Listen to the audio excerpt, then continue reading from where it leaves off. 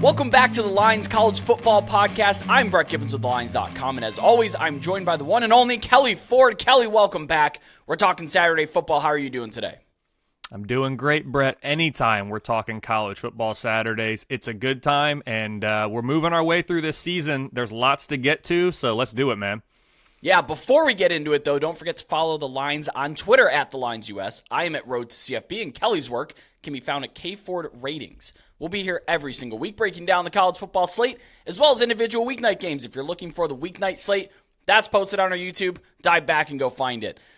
Look, we've got a very interesting slate on tap, I think. Maybe not as marquee as we've seen last week or a couple of weeks ago, but the big matchups this week are big. Like enormous conference implications, college football implications. Kelley, I know you've got all the numbers on those. I'm looking forward to seeing how a lot of these matchups shape the landscape of college football. The first one being Iowa State on the road at Cincinnati. The Bearcats at home are 5.5-point favorites, and this game carries an over-under of 45.5 points. I thought this game was really interesting. I really wanted to include it, and it does kick off at noon Eastern on FS1. And I think it's interesting because outside of Texas and Oklahoma, the Big 12, in my opinion, is both bad and also objectively wide open. We talked about West Virginia on the podcast just the other day and how they could have a direct path to Arlington to be in the Big 12 championship. I think the middle group of teams that we have here, I only have them separated by about a point. I don't know about you, about 4 to 9 I think I have in just a point. And that includes both Cincinnati and Iowa State. Now, we could be dealing with some breeze, maybe not super strong wind, but it's going to be breezy, and it has rain chances that will be tapering off as the afternoon goes on. Cincinnati comes in this game with the rest advantage. They last played on Friday night in Week 5, and Iowa State was at home beating TCU last week. Nippert Stadium, in my opinion, I've been there. It is an underrated home environment. It's very loud. The fans are right on top of the field. The way the structure's built just sucks noise in, traps noise in. It's a very difficult place to play, and I don't know that maybe the casual college football fan realizes that all that much, but it sure is. In Cincinnati, though, they're on a 3-game losing streak. Their lone FBS win this year was over under-delivering Pitt. As I've talked about in here, very disappointing team so far this year. But they probably could have won their last game against BYU. They threw a pick 6. They turned over on downs at the BYU 35. Like, there were opportunities from the win. But they also lost to Miami of Ohio, who's, don't get me wrong, 5-1. Very good MAC team. But that, to me, seems like it was a look-ahead spot to the Oklahoma game the following week. Iowa State is winless on the road this year, 0-2. Their losses came at Oklahoma, which could be excusable, and Ohio. So these teams share a little bit of losing to the MAC East heavyweights here. Rocco Beck, the quarterback in those games, threw 4 interceptions and fumbled the ball away. He only has 1 pick, no fumbles when he plays at home so far this year. But the offense has improved over the last couple of games, scoring 27 points per game over the last 3 versus just 20 points total in their first 2 FBS contests coming against Iowa and Ohio. The Cincinnati front has been really good against the run. We knew that coming into this year. They're 17th in rushing success rate allowed. Dante Corleone, if you don't know the name, get familiar. He's an All-American candidate. He dominates in the middle. Deshaun Pace, the linebacker, I believe brother of Ivan Pace, the All-American, has been extremely good at cleaning up on the backside. Linebacker Jack Dingle and Corleone are both top 10 in run stop rate in Big 12. So we're talking about a really good duo here. They should be able to combat the Cyclones' rushing attack pretty effectively, I think. And Iowa State's been really inefficient in the run game. Look, they're 128th in rushing EPA.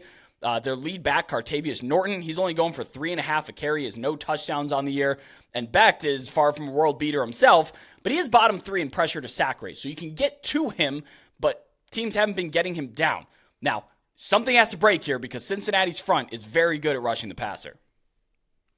Yeah, Brett, you mentioned Texas and Oklahoma. This is their conference for at least one more year here. I agree with you that the middle of the pack here, I don't really know. I had expectations about how these newcomers would do into the Big 12, the 4 new members this year. Cincinnati, I had concerns about. And honestly, it's been a bit of a weird season for Cincinnati. They got off to a 2-0 start with a good win over what we thought was a good Pitt team, but maybe the Panthers aren't very good after all. Actually, then they lost as big favorites to Miami of Ohio. They held then number 3, now number 2, power-rated Oklahoma to a season-low 20 points in a loss. and then lost at BYU before entering their off week. So it's been hit or miss for Cincinnati in particular. This game, for me, has a watchability score of 7.2, so that's pretty good, like you said, intriguing. I do have Cincinnati in this game by 2.5. It's a 58% win expectancy for the Bearcats. At 2-3, though, Cincinnati is nearly a game behind schedule relative to my preseason realistic expectations. And again, I didn't even have that high of expectations for Cincinnati. I thought they might struggle a little bit in their transition year. But from a win-loss perspective, they're a little bit behind where I thought maybe they'd be. So they're number 46 in the power ratings, still assigning a 62% chance to go bowling. That's actually 7 points higher than it was in the preseason. So, it's not all lost for Cincinnati. They've had some weird results so far. Moving forward, I think they can still get to where they want to go, and that is bowling here in year one.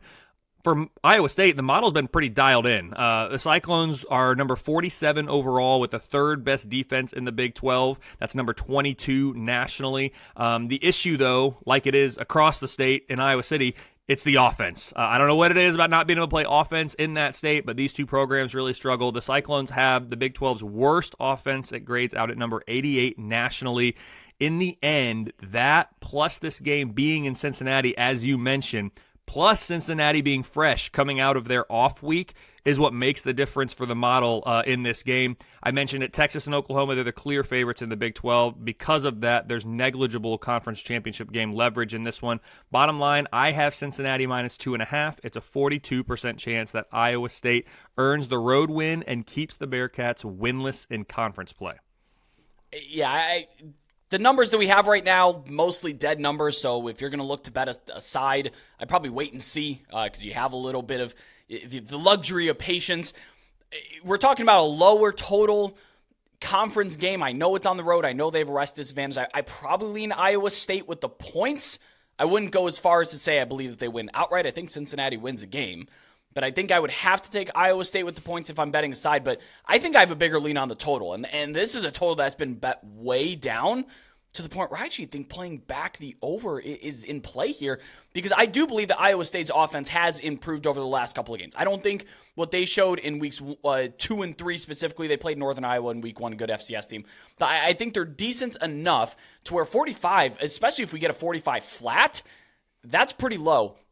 Look, a lot of totals early this week got hit because of impending weather, but I'm stealing a line from Brad Powers. This is not an original thought, so I have to give credit to him that nobody can predict the weather 6 days out. Nobody can predict the weather 4 days out. So if you have a model that can do that, you're in the wrong business. Go predict the weather forecast, right? I'm going to play off that, because what if it comes and the weather is not all that bad? It looks like it's going to be breezy, but not hurricane force winds.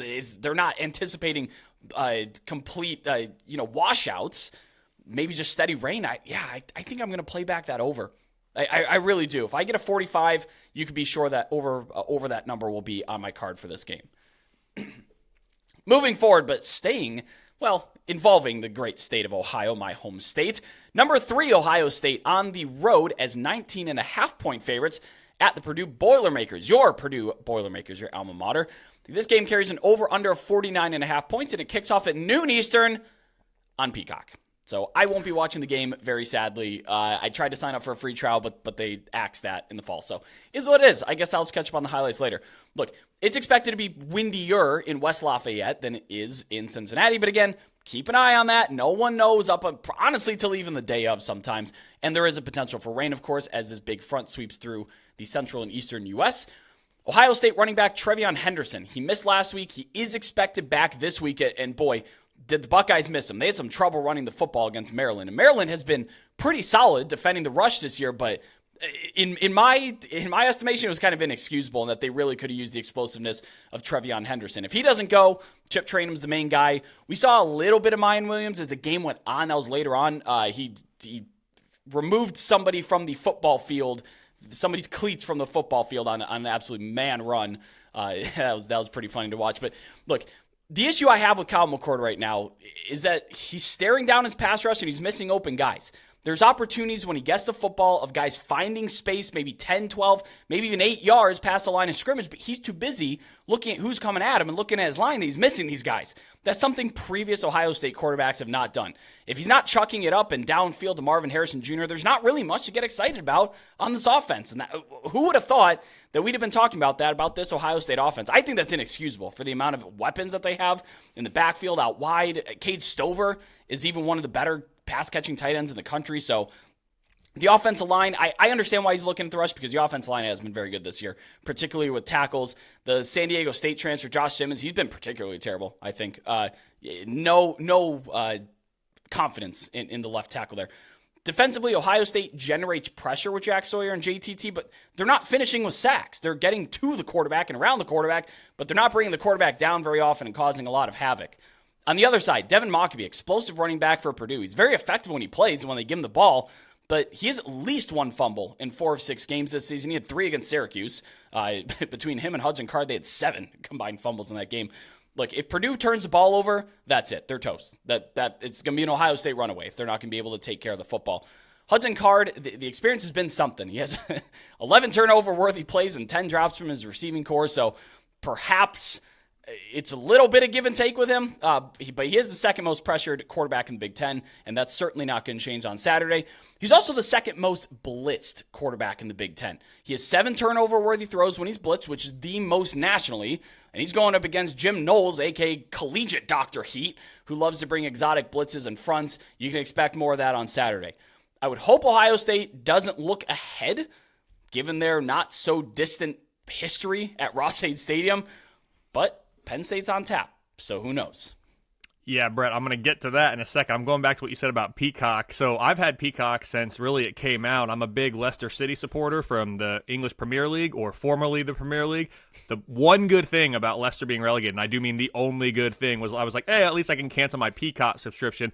Well, then we got all these college football games on there now, so I'm like, well, I guess I'm getting Peacock back, and I'm paying $250 to watch Leicester because their games, unless they're on ESPN Plus, aren't on TV in the U.S. So it's been a wreck for me trying to keep up with everything, all the services. But hey, I have Peacock. I'll be watching this game because, like you said, Brett, I call this the Kelley Ford Bowl. By now, you said it. Everyone knows. Undergrad degree from Purdue. Boilers are my number 2 squad.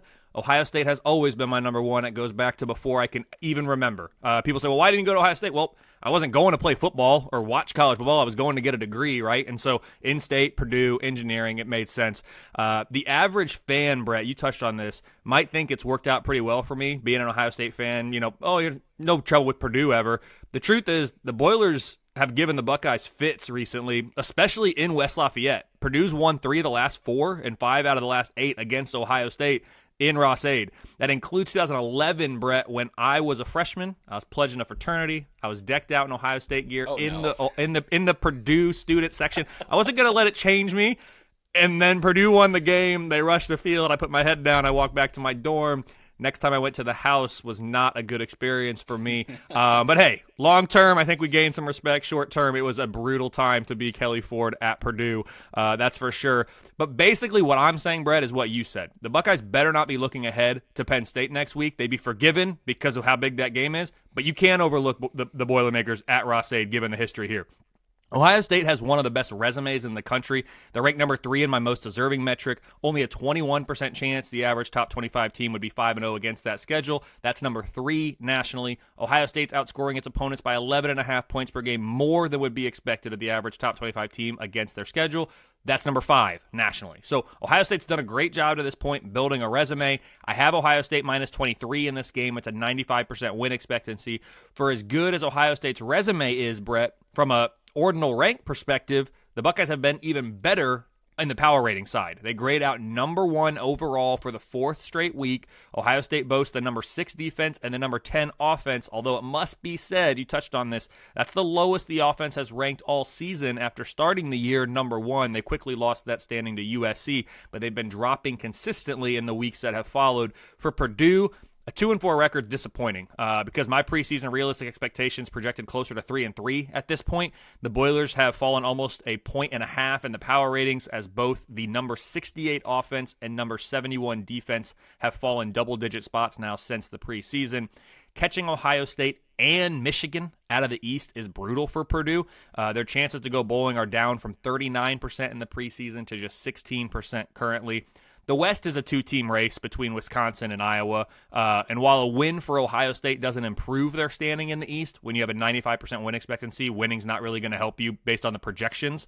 A loss would be devastating for the Buckeyes. It would drop them to just a 14% chance to make it to Indy for the first time since 2020. Bottom line, I have Ohio State minus 23. It's 5% chance that the spoiler makers, as people affectionately call them, break the Buckeye hearts once again. I don't know whether the time slot here helps or hurts Purdue. On one hand, is it noon or 11 a.m. over there? That's right near the border. It's noon. We're still Eastern time here in West Lafayette. Okay, it's noon. You think that hurts? Because to me, I would be more intimidated if it were a night environment. But at the same time, a lot of times those noon kickoffs can be sleepy and favorites can stumble if it's not that juiced. I think night in Ross-Ade. I mean, think about 2018. It was at night. Prior to that, it was during the day because prior to that, Ross-Ade didn't have lights, so there weren't night games there. Like when I'm talking about these other upsets that Purdue's had over Ohio State. But the 2018 one, kind of the most classic, the most recent one, was at night. Rondale Moore, of course, goes off. I'll never forget watching that game. I'm sitting here in the basement like, dang, what is happening to Ohio State? And my dad's cheering because he's rooting for Purdue right next to me, and I'm like, you need to go away. So anyway, yeah, I think it hurts Purdue's chances. But I hear your point. Ohio State could be a little sleepier at noon. I think Purdue might be too, though. We'll see. Fair. Okay. Look, I'm hoping for a Buckeye cover here for one reason, and it's definitely not the reason everybody's staring at my Ezekiel Elliott jersey is thinking. This is so that I can come back and bet Penn State next week. If Ohio State loses, that line's going to be a lot different. I'm worried about this Buckeye team playing Penn State and Michigan this year. I don't think they beat either. So give me a good win, a good cover here, and I'll come back and bet the points of Penn State. Now, what you just said about Ross-Ade Stadium, maybe this knocks down my confidence a little bit on this, but I actually do have a bet in this game, and it's Purdue first half plus 10.5. It's noon, like I said, sleepy, road game. Ohio State started slow a number of times this year, most recently just last week against Maryland. That was bad. Final score is not indicative of how that game went. Maryland controlled the game for the first 2.5 quarters. It was dead even for 3 quarters, and Ohio State talent won out. Look, I don't trust Ohio State's offense to fully steamroll teams. I really don't. Purdue's got enough explosive potential in their offense to maybe even get ahead in that first half.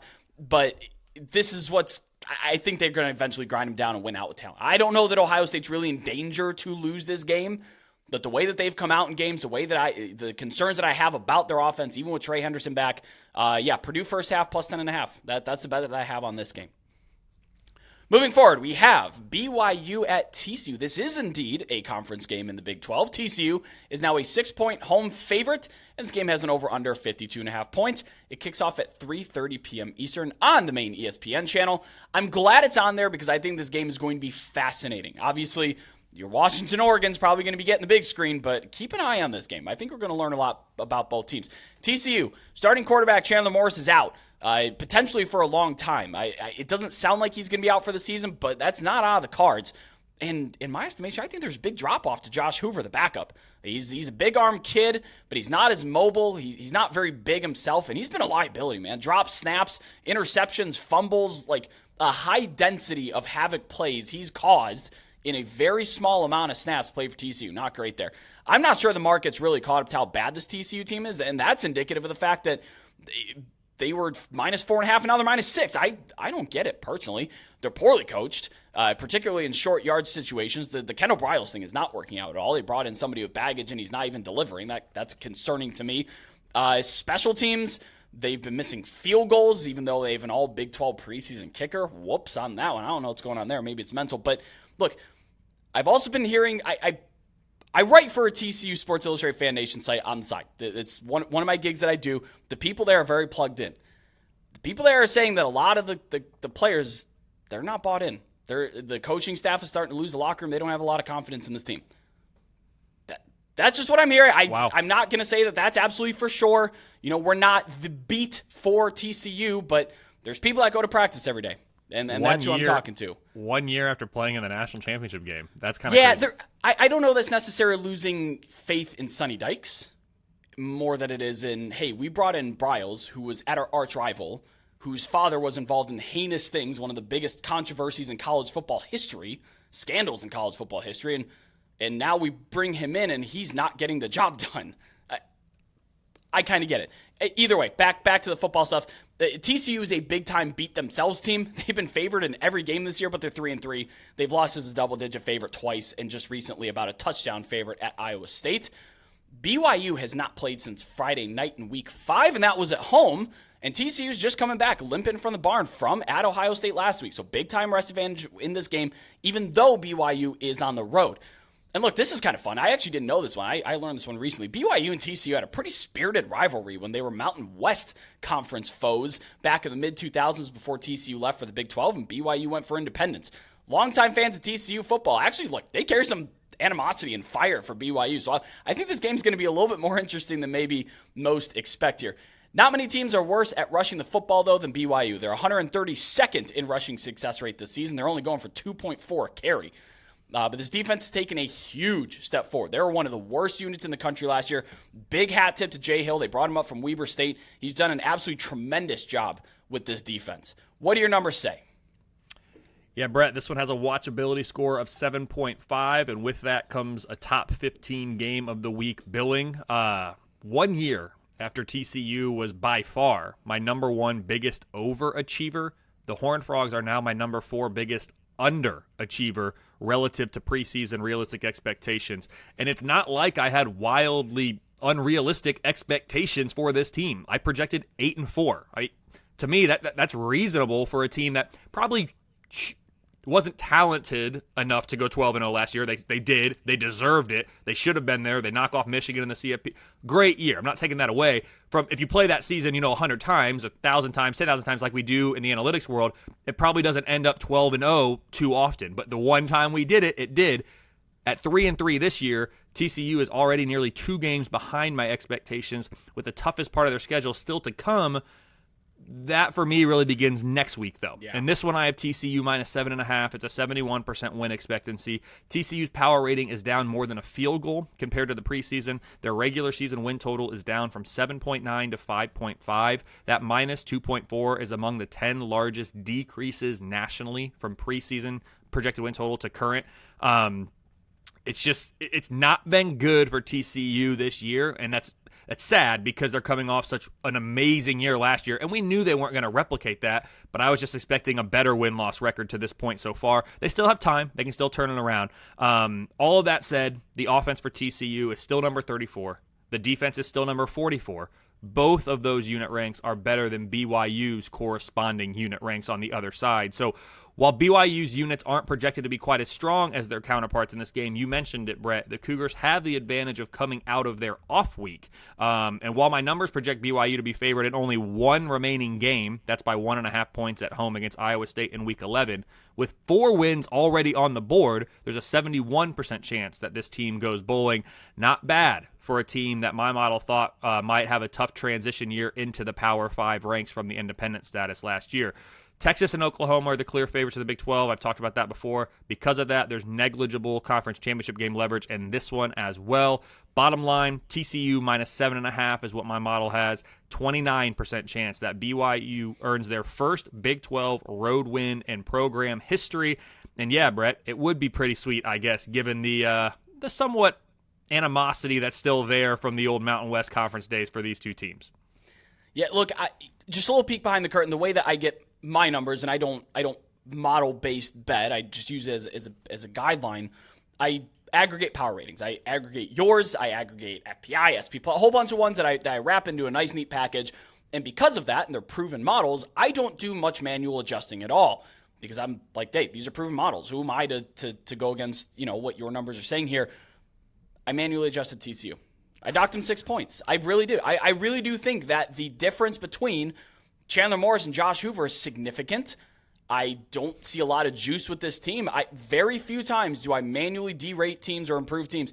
TCU is one of them because I don't, at this point they were saying the aggregated power ratings had them fourth best in the Big 12. I'm like, they're not the fourth best Big 12 team right now. I don't project that going forward. So I did manually derate them. BYU's not really a team that beats themselves. They have few penalties, few turnovers. TCU's the opposite. They're going to have to play a very sound game to even win this game, in my opinion. That's something I have not seen from them at all this year. I took BYU +5 earlier in the week. Market didn't agree. Kind of surprised on that front, but I'm going to tell you what. I think they're live to win this game outright on the road. TCU's came off a couple bad losses, bad play calling, poor coaches, and then they lose their starting quarterback. Situationally, just a nightmare for TCU. Okay, moving forward to I think this is the biggest game of the week. Some people may disagree, but there's a couple of candidates. This is one I think is the most fascinating. Number 8, Oregon on the road at number 7, Washington. The Huskies are 3-point home favorites, and this game carries an over-under of 67.5 points. Kicks off at 3:30 p.m. Eastern on ABC, and it is, of course, College Game Day's pick to be at for this week. They first met in 1900. This is the 115th total meeting among the most in the country. Washington leads the all-time series 61-48-5, but Oregon is 15-3 outright since 2004. There is rain expected. We are talking about Seattle, Washington, the Fall Guys, but there's not much wind, so I don't think that there's going to be many elemental impacts on here. Something that is an impact, though, star wide receiver Jalen McMillan has missed the last 2 games with an injury. He's reportedly ready to go coming off the bye. But just keep an eye if he's hobbled, if he's a step slow, if he's on a snap count. That's why Washington has plenty of other weapons on their team. I said it last week. If you're looking to take a national championship future on either of these teams, be it Oregon or Washington, now's the time to do so. Don't wait for this game to play out. Call your shot and make that future bet now. I actually bet Washington myself to win the title a couple of weeks back at a pretty nice price. And the same goes for the Heisman markets too. Penix, Nix, if you're looking to get ahead of it, bet it now. Don't wait for the game to play out. This is truly a battle between 2 elite teams. Oregon is number 1 in EPA margin on the year. Washington is number 2. Shout out to Dr. Parker Fleming at Stats of War on Twitter, one of the best follows all over Twitter. I do use a lot of his numbers in the handicapping, so I always appreciate the assist there. The worst unit in this game, though, is by a long shot, is Washington's run defense. They're 101st in success rate. And Oregon so happens to be number 1 success rate on offense rushing the football. So a big lopsided thing there. I think there's a big-time opportunity for Bucky Irving, for Bo Nix himself. No, Whittington's out for the season, so they won't have him as the kind of number 2 punch there. But they got plenty of other guys. And check, this is just a little nugget that I love. Oregon offensive tackle Ajani Cornelius came in from Rhode Island. He was a transfer, one of the most coveted tackles in the portal. And through 6 weeks, they played 5 games, but 6 weeks, he's one of 2 tackles in the nation with no pressures allowed. That is absolutely impossible if you're a tackle allowing 0 pressures. He is an elite football player. He'll be getting plenty of Braylon Trice, I'm sure, on the other side and some of that Washington front. The Huskies are 128th in sack rate. Again, this has been an issue for a couple of years. It's sub 3%. On the other side, though, Oregon's very improved. They're 4th in sack rate. Penix is going to have to get the ball out a lot quicker than he has been. He's been about 2.7, I think, on average time to release. He's going to have to be a little bit quicker on that to avoid this pass rush. But to really boil it down just to the basics, I think I like Michael Penix in the passing attack better than I like Oregon here. There's a reason I took their future instead of Oregon. Yeah, Brett, you said it. With a watchability score of 9.8 out of 10. Yeah, out of 10. This is my number 1 game of Week 7. It's the number 6 game of the entire regular season now at this point. It has the potential to be the game of the year in the Pac-12, especially with both teams being well-rested coming off of their off weeks here. Let's start with the resumes. I have Washington number 10 in my most deserving rankings. Only a 39% chance that the average top 25 team would be 5-0 against that schedule. That's number 10 nationally. Huskies are outscoring their opponents by 12.7 points per game more than would be expected of the average top 25 team. That's number 4 nationally. Oregon's number 12 in the most deserving rankings. They have the number 14 record achievement, the number 2 relative scoring margin. They're outscoring their opponents by 15.4 points per game, more than would be expected. Only Oklahoma has a better relative scoring margin than the Ducks. The winner in this one is only going to boost their resume further by collecting a win against a top 10 power-rated team. Again, that's how we build resumes. Your opponent's power rating, not their ranking. The loser really won't be hurt too much in the most deserving rankings because the average top 25 team wouldn't have a great win expectancy against either one of these teams because they are so good. Predictably speaking, I have this as a pick'em. It's the slightest of leans to Oregon. It's a 52% win expectancy. Kind of like what I said last week. The model was liking Oklahoma by 1.5 points. I kind of thought in my gut, maybe Texas was the better team. I went with the model. It worked out in that case. This game gives me similar feels, though, where the model, this one's truly a pick'em, but it's a 52% win expectancy for Oregon. In my gut, I kind of think, and maybe it's because the game's at Washington, I kind of think Washington might win this game, but the model saying a pick'em with a lean to Oregon, so that's what we'll roll with for official stances. These two teams are eerily similar, Brett. They have amazing offenses led by Heisman-level quarterbacks with defenses that are much better than expected, at least relative to my expectations coming into the year. The Ducks are currently power rated at a season-best 23.7. That's number 6 nationally. The offense has been top 6 all year. They're currently number 4, while the defense is up to a season-best number 18.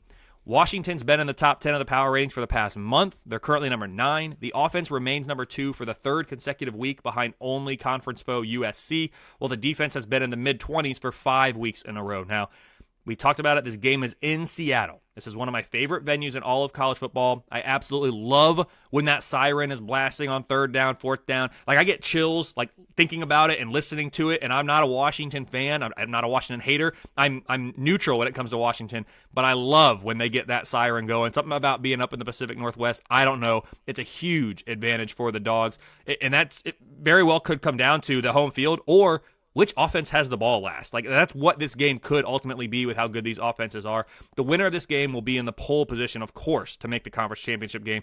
Oregon would have an 87% chance to make it to Las Vegas, while Washington would have a 76% chance to make it with a win. The loser will fall to 3rd in those odds, behind the winner, of course, and USC. All that does, though, is make their upcoming games against the Trojans that much more important. Both these teams have to play USC later. We got the mini round robin out there in the Pac-12. I can't wait for it. Bottom line, I have this game as a pick'em. 52% win expectancy for Oregon. But in my gut, I kind of think Washington might be in the better spot here. That's K Ford, the ratings, versus Kelley Ford, the person. We'll see how it all plays out. But it should be a fantastic game either way. Can I ask you to project or I guess take a guess here? You currently have Oklahoma, your number 1 in most deserving rankings, followed by Florida State, Ohio State, Texas. Washington, you said, is at 10. Oregon is at 12. Do we see a new number 1 from the winner of this game, do you think? I don't think so, Brett. So I'm going to put out later this week, and I haven't run it yet, basically who can improve their resume the most. I started doing that last week, and I really like it. It's the top 20 teams of, hey, with a win, they would improve their resume the most, given the opponent they're beating, the location, the difficulty, all of that. When I look at the most deserving rankings, I look at the gap that we have right now from Washington at 10, Oregon at 12, and Oregon would get more credit in the resume boost than Washington would, because these teams are so similar in the power rating, and because Oregon's on the road.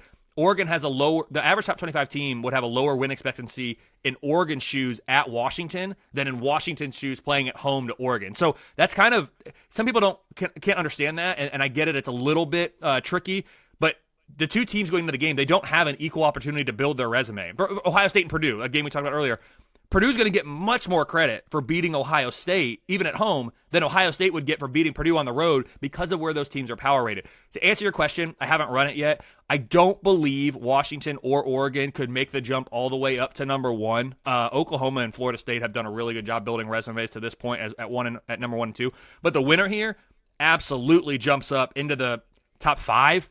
Maybe they even get into the number 4 spot there potentially. So there's a lot on the line for both these teams. And the good news for them both, it's not over after this week. Win or lose, you still got more opportunities because the Pac-12, the USC game, and others, you got opportunities to build your resume in the Pac-12 this year, which maybe we haven't had in years past. For Pac-12's sake, they're hoping they don't cannibalize each other as they always have. They're hoping someone can kind of run the table and really be that team.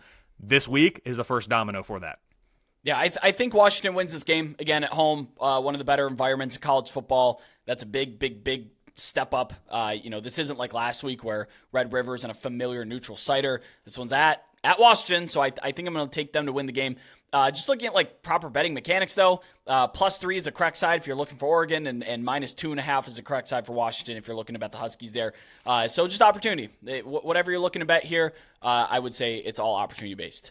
Moving forward to America's Conference, or America's Division, I should say, the Big Ten West. We have Iowa on the road at Wisconsin. The Badgers are 10-point home favorites, and this game carries a lovely over-under of 36 points. Kicks off at 4 p.m. Eastern on Fox. I love this. It's a battle for the Heartland Trophy. So I was actually at this game last year at Kinnick. It was a snow globe. It was great. We did the wave to the Children's Hospital. One of the better experiences I've ever had at a college football game. Shout out Iowa City. Iowa won the game, and as they did, they sprinted as a team over, picked up the Heartland Trophy, and marched it straight into the locker room. No fanfare, no handshakes, no hugs. It was hilarious. They just took it and marched off that field, and the football game was over. It was outstanding. This game is supposed to be windy. We're talking 16, 17 plus sustained winds, higher gusts, of course. Keep that in mind. I don't know how much it's really affecting these two offenses, though, to be honest, since they like to keep it on the ground. Look, it's that time of week where we have to talk about the Iowa offense. As much as I don't want to, we're just going to have to. They're last in early down EPA. Again, shout out Parker Felmy Stats War on Twitter for that one.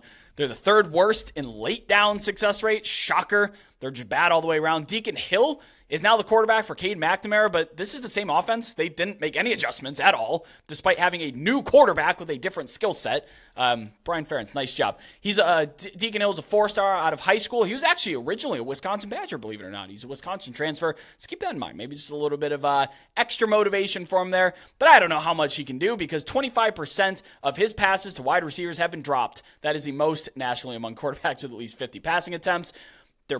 Wisconsin, the other side, the preseason starting center, Jake Renfro, he's actually close to returning. I don't know if he can return this week, but his replacement, Tanner Bortolini, has been the weakest graded starter on that offensive line. So they desperately want Jake Renfro back in that system.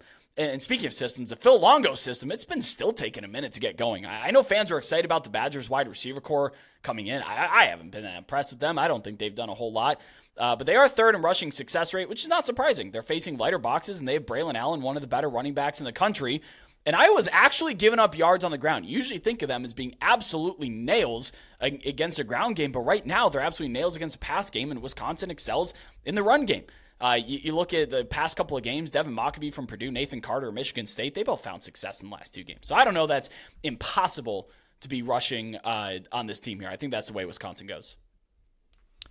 Yeah, Brett, for me, this game, simply put, the Big Ten West is on the line in Madison. It's got a watchability score of 8.3. It's a top 10 game of the week. I'm excited about it, too. I love this rivalry aspect. I know people like to dog on the Big Ten West and on these offenses, but the defenses are phenomenal.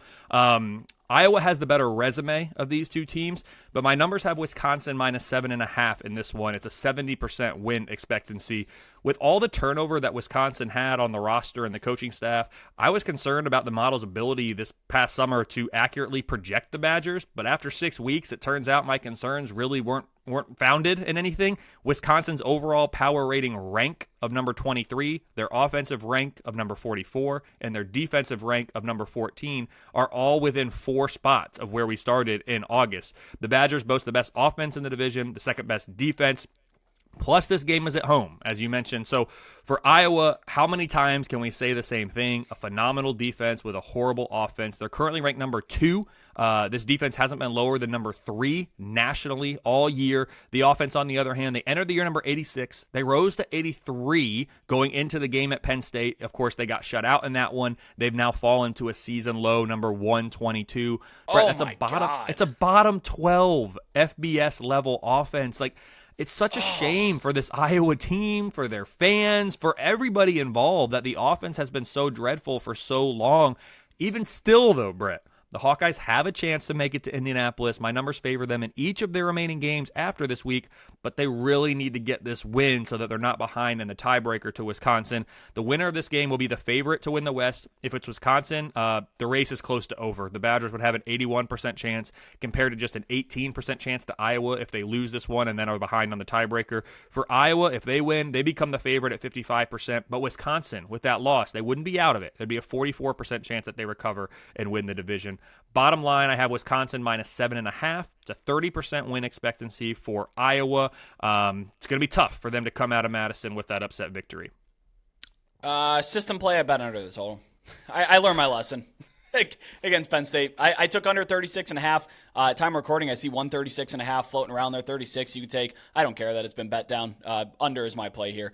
Look, they're just not coming out of their basement. They're never going to. I'm fascinated to see if there's actual ramifications if Brian Ferentz doesn't hit his contractual requirements, which he is not on pace to do. Like, really not. And they've got some good defenses upcoming. I'm interested to see if they actually do something or if they just kick the can down the road until Kirk himself is out.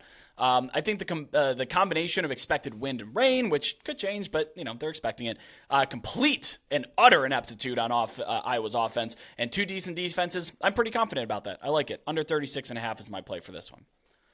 Okay, from one marquee game a couple of times ago to this one, number 10 USC on the road at number 21 Notre Dame. The Fighting Irish are 2.5-point home favorites in this game, carries an over-under of 62.5, almost doubling up our previous game that we just talked about. It kicks off at 7:30 p.m. Eastern primetime on NBC. It's forecasted to be pretty breezy, maybe some potential rain. I do think that does help out Notre Dame just a little bit. USC, they have some injury issues. Cornerback Damani Jackson missed last week. They really need him in there. Zachariah Branch is progressing, but he's also missed the last 2 games. He's been phenomenal, particularly in the special teams game. I know we've talked about Notre Dame 4 weeks in a row, but I have a bet on this game, so that's why I put him in here. And that bet being USC plus points. I would actually take them outright.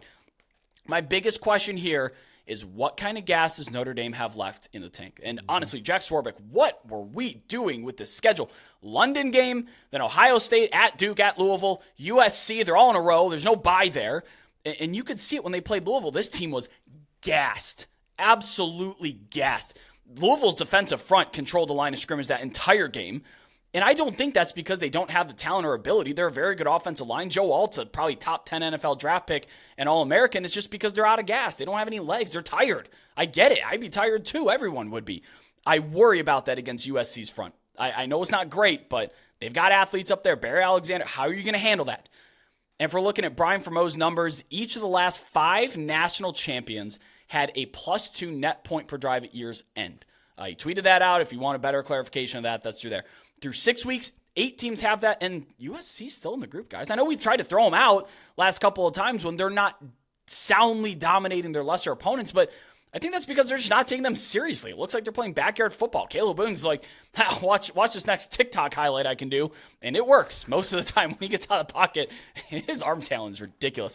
USC's turnover margin has also certainly regressed to the mean this year. Thank God. We were talking about +22 at the end of the year last year. Absolutely unsustainable, and it was unsustainable because they've come crashing back down to earth. Notre Dame, though, on the other hand, they've actually had some really bad turnover luck. 4 dropped interceptions. They're 115th in their own fumble recovery rate, 116th in opposing fumble recovery rate. So how are their opponents picking them up? Now, yes, USC's defense is a major issue. No dancing around that. I don't need to list numbers to you. You know it's bad.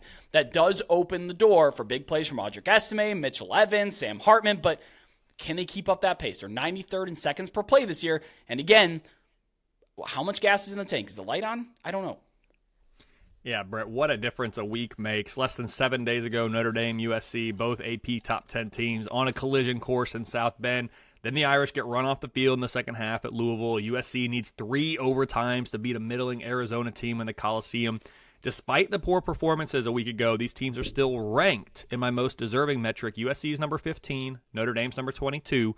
And with a watchability score of 9.4, this is still the second best game of the week for me. So it's lost some luster based on their performances last week, but it's still a really, really big-time game. I'm excited for it. Right off the top, you touched on it too, Brett, and I think it is the story. We need to mention that this is the 8th game in 8 weeks for Notre Dame. It included that trip to Ireland. The Irish are coming off consecutive road trips. I said London, Ireland. My fault.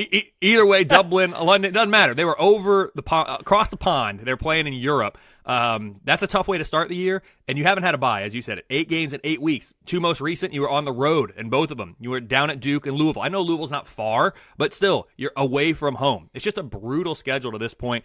Notre Dame's been power rated between number 10 and number 13 for me all year.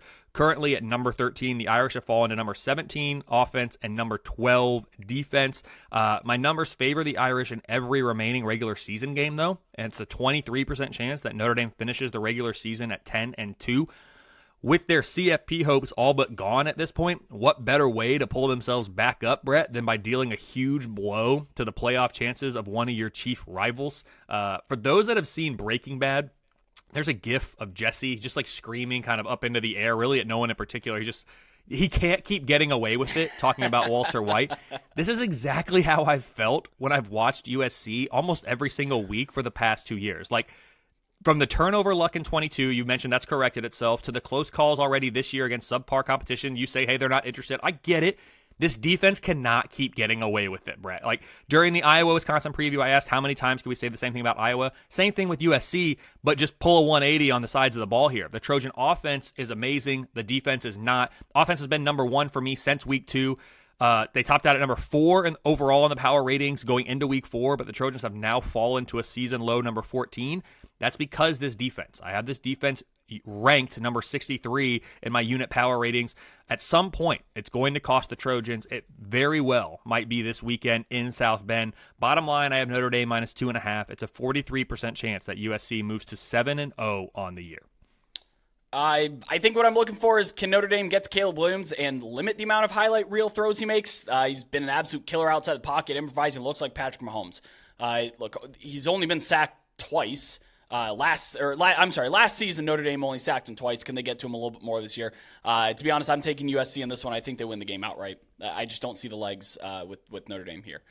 All right, our last game on the docket. We're running a little long, so I think we're going to forego our FCS game this week. That's okay. No big deal. We have number 25 Miami on the road at number 12 North Carolina. The Tar Heels are 3.5-point home favorites in this game, carries an over under 57 points. Kicks off at 7:30 p.m. Eastern on ABC. There is rain in the forecast, not much wind, thank God, like all the other games this week, dealing with that big cold front moving through.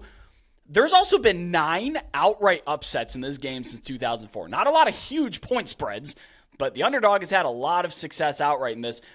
This might be too speculative, and look, I don't have an answer to this, and maybe people that are looking for, just model-based stuff, close your ears, whatever. I'm going to speculate a little bit. I want to see how Miami responds after that Georgia Tech game. If you're a player, do you have any faith left in that staff to put you in a situation to win? Seriously, I think it upsets or offsets the A&M victory. I really do. That goes beyond just that play. Just brutal. Yeah, lost him a game. Ridiculous. Tyler Van Dyke played poorly in that game too. He had a touchdown to 3 interceptions. Xavier Restrepo, absolute killer. He's second in the nation in yards per route run. He's the Miami wide receiver. He's their go-to. Absolute dominator. Anyway, I don't think we've been talking about North Carolina enough this year. I don't know that we've talked about them since week 1. They're 14th in net points per drive. A pretty balanced attack too, 52% rush rate. They're 5-0, and they haven't had any real punching bags on their schedule. It's been not great, but it hasn't been just a bunch of FCS teams and MAC teams. So they shellacked Syracuse last week too, dominating win over them. And those dominant wins over lesser opponents, it's not worth nothing, especially conference opponents like Syracuse that have been frisky. 40-7, man. That wasn't even a ball. That thing was over before it started. Drake May, he's not putting up the gaudy numbers of last year, but he's been just as good, I think. Their offensive line does have to hold up, though, against the Miami pass rush that's been inconsistent, but at their best, very good. They got big-time pressure on Wegman against A&M, but they are just 106th in sack rate on the year. Just kneel, Miami. That's all you had to do to win last week against Georgia Tech. Brett, it was truly astonishing. Made worse only by the fact that Cristobal did this in 2018. I had completely forgotten.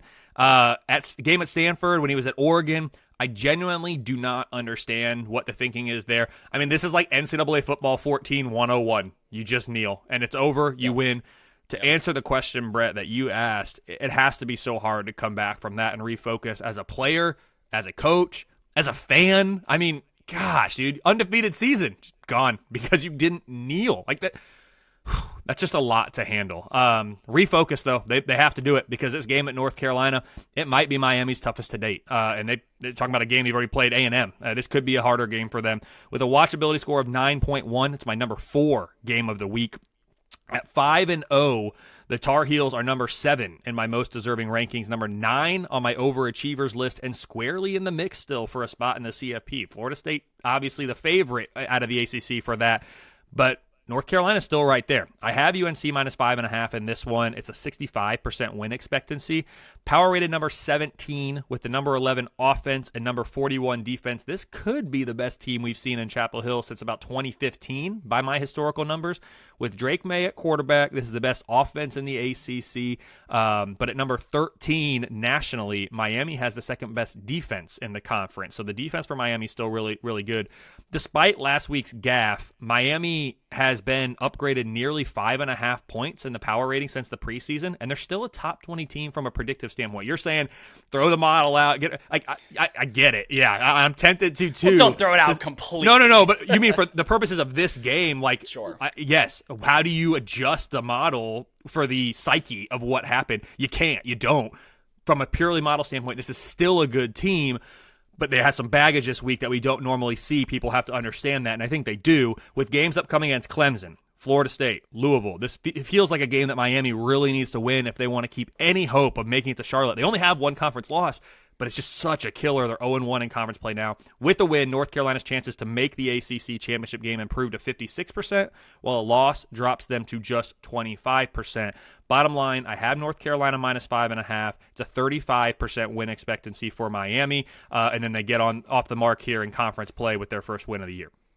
I know when you deal with a lot of people that bet college football and anything in general, I know that they don't like to look subjectively. I know that taking into account outside noise is noise to the model, and it just focus on the model. Guys, they showed that kid sitting on the sideline and said, what are we effing doing? Like, these are 18 to 22-year-old kids. If you think that they're just going to let that, they're not pros.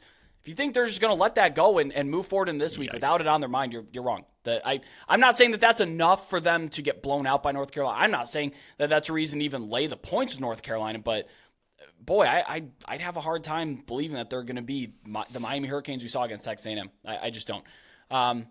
Let's sneak it in. We got time. FCS game. Let's do it. Number 16, Montana. Number 3, Idaho. That kicks off late at 10:30 p.m. Eastern on ESPN2. Kelly, we can watch this game, not on ESPN Plus. It will be on our national networks. It's also played in the vaunted Kibby Dome. Nobody just walks in there and expects to win a football game, especially not during Idaho's homecoming. Look, Montana won last week outright as 6.5-point underdogs to UC Davis.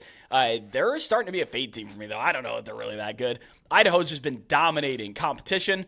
Bring them back up to the FBS. Let's do it. We can, if we're bringing Kennesaw State in, we can bring Idaho in. I don't love what I've seen from Montana so far. I think this is all Idaho, to be honest. Anything under, let's say, like minus 10, I'll probably take the Vandals. Brett, this is not the first time I've talked about the Kibby Dome. This year, I absolutely love your love for the FCS. I created the FCS light model so I could improve my resume rankings and projections for FBS teams that play FCS. But your love for it is just out of this world. Hey, you talked about let's bring them back to the FBS. They did recently pass some legislation at the national level where transitioning members from FCS to FBS moving forward now have to pay significantly more money. I think it's $5 million, isn't it? Yeah, the previous fee I think was in the hundreds of thousands. It is now up to $5 million. So that is just something to keep. That's something to keep an eye on as teams consider making that transition. They've raised the threshold significantly. For me, in the FCS light model, I have Idaho power rated number 8, and I have the Vandals minus 3.5 here projected against what I have as number 15 power rated Montana. Well, I hope that's the number that comes out because I'd absolutely lay it with Idaho. Give me that. Anything at single digits is all Idaho for me. All right, let's wrap this up. Hop on over to our Discord server where you can connect with over 4,000 sports betting fans and get live updates on our college football channel. Join a sharp and active community as we wallowed in misery over Appalachian State not covering the points and losing outright to Coastal Carolina on Tuesday night. And don't forget to subscribe to Align's YouTube for weekly college football odds and betting videos all season long. Subscribe to us on your podcasting app of choice and drop us a good review. If you like the show, drop your leans and bets and our agreements or disagreements with us in the comments down below on YouTube.